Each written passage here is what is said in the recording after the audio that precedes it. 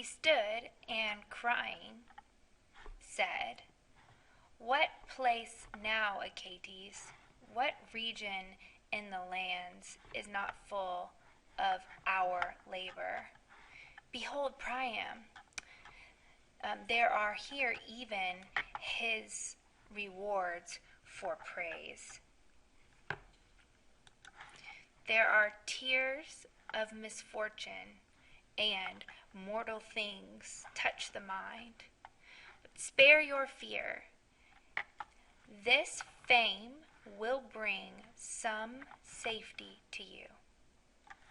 Thus he spoke, and he feeds his mind on the empty picture, bemoaning many things or moaning much, and he wets his face with a large river.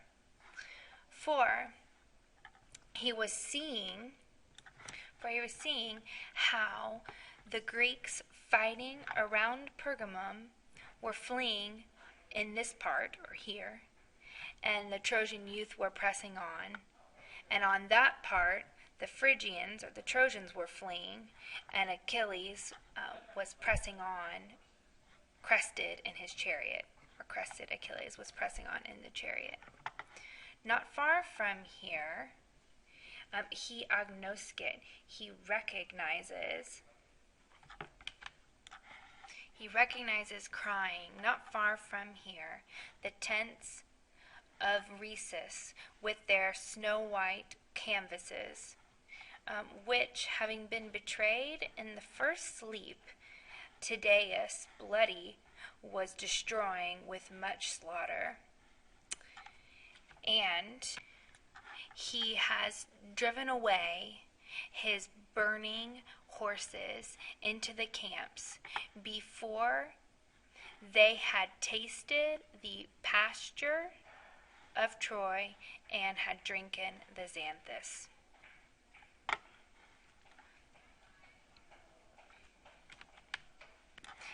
In another part, Troilus, the unhappy boy, fleeing with arms or with weapons having been lost, and having met an equal of Achilles, is carried by the horses, and he clings on his back in the empty chariot, holding nevertheless the reins, for whom the neck and the hairs are dragged through the ground, and the spear turned is written, the sand is inscribed with the spear turned. So he's dragging his spear, and it's creating a pattern in the sand. Meanwhile, the Trojans were going to the temple of hostile Pallas with their hair having been let out, and they were carrying a robe, suppliantly sad and beaten as to their breasts with their palms. The goddess, having turned away, was holding her eyes fixed on the ground. Let's see, 3 times around Achilles had dragged, 3 times around the Trojan walls, Achilles had dragged Hector, and the lifeless body he was selling for gold, or he was selling the lifeless body for gold. Then, he gives a huge groan from the bottom of the breast.